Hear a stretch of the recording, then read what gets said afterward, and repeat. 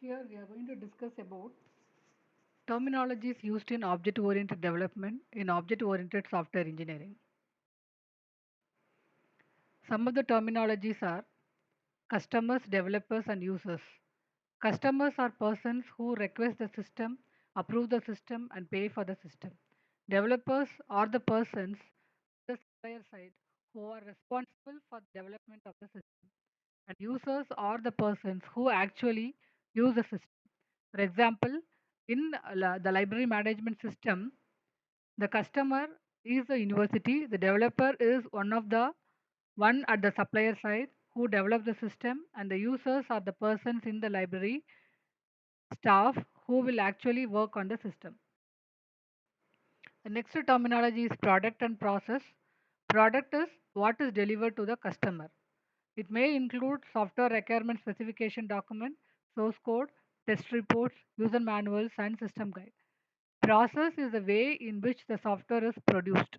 A process is a set of activities which is like a tunnel through which the project goes in order to produce a product as shown in figure 1.5, 1.15. Then the third terminologies are actor, use case model, and use case scenario. An actor represents the role of a user that interacts with the system. Example, the actors in library management system are administrator, data entry operator, student, library staff, and faculty. A use case describes who, that is any user, does what, that is interaction with the system, for what goal, without considering the internal details of the system.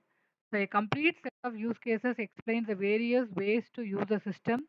The use case model depicts actors, use cases, and the relationship between them. Then fourth terminology is system and subsystems. A system is an organized and arranged structure as a whole that consists of interrelated and well-defined procedures, processes, and methods. All systems consist, consist of inputs, outputs, feedback mechanisms, and boundaries. For example, in a company, account sales, marketing, etc. are different subsystems because the subsystems are a way of reducing complexity of the system. In object-oriented analysis, objects may be grouped together to form a subsystem. Then the fifth terminology is class, responsibility, and collaboration. A class is a template that consists of attributes and operations. Responsibilities are attributes and operations included in a class. Collaborations are the other classes that a class calls in order to achieve functionality. Then measures, metrics, and measurement. The difference which is given by Pressman in the year 2005, that is a measure provides a quantitative indication of the extent, amount, dimension, capacity or size of some attributes of a product or process. Measurement is the act of determining a measure. The metric is a quantitative measure of the degree to which a product or process possesses a given attribute. Example, a measure is the number of failures experienced during testing.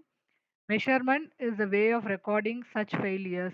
A software metric may be an average number of failures experienced per hour during testing. The next attribute is software quality and reliability. Software reliability is one of the important factors of software quality.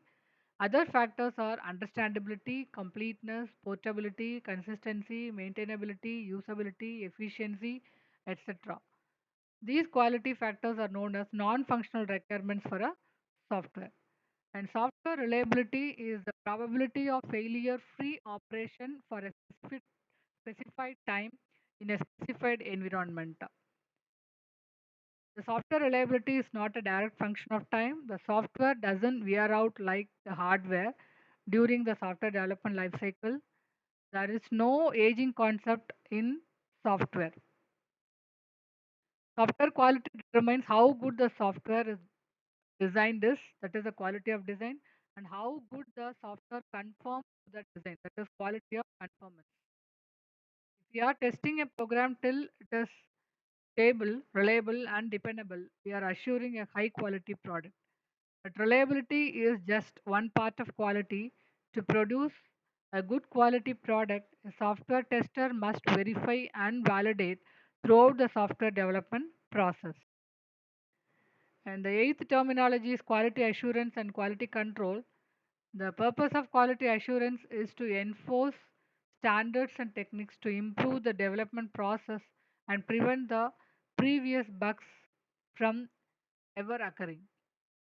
A good QA activity helps to produce good quality software. QA group monitors and guides throughout the software development lifecycle.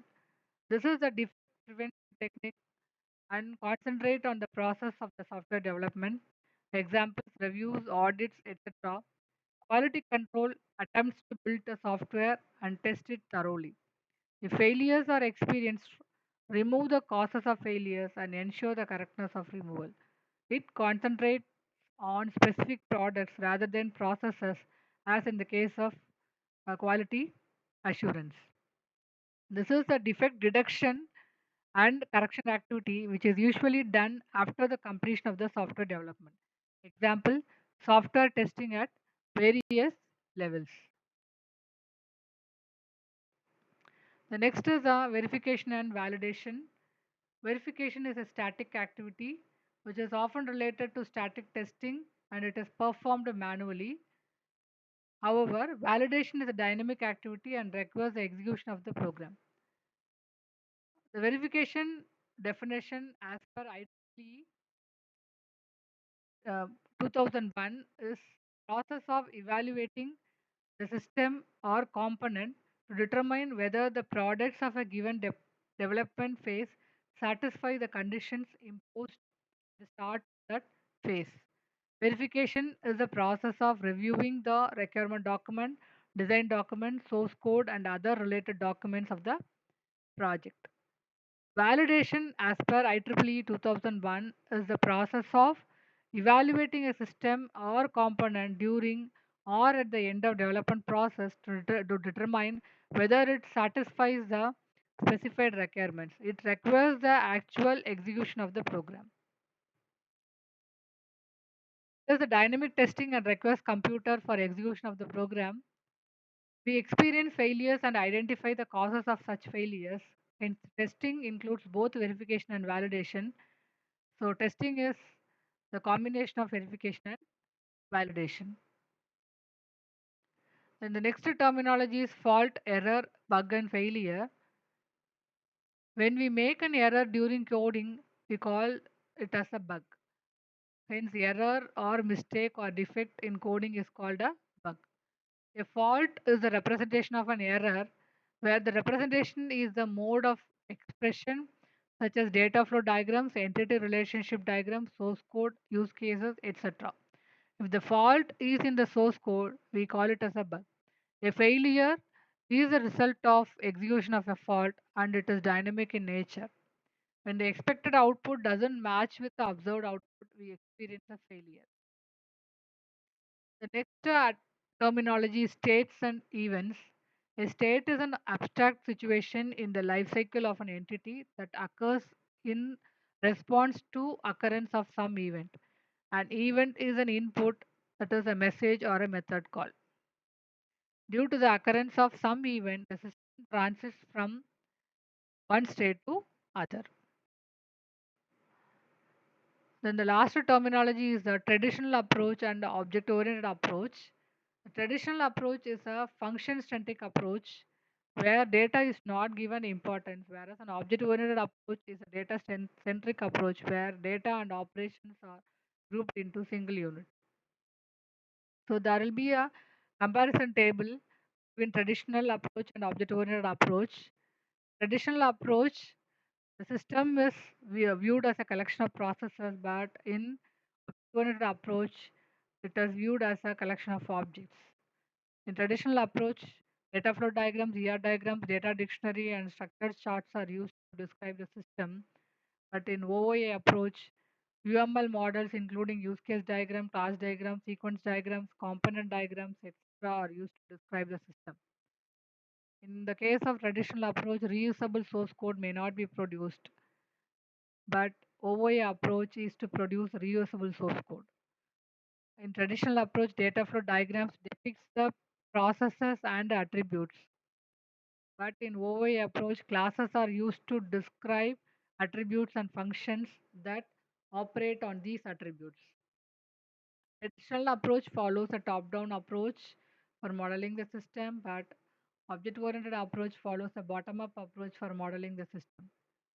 Traditional approach is non-iterative, but object-oriented approach is highly iterative.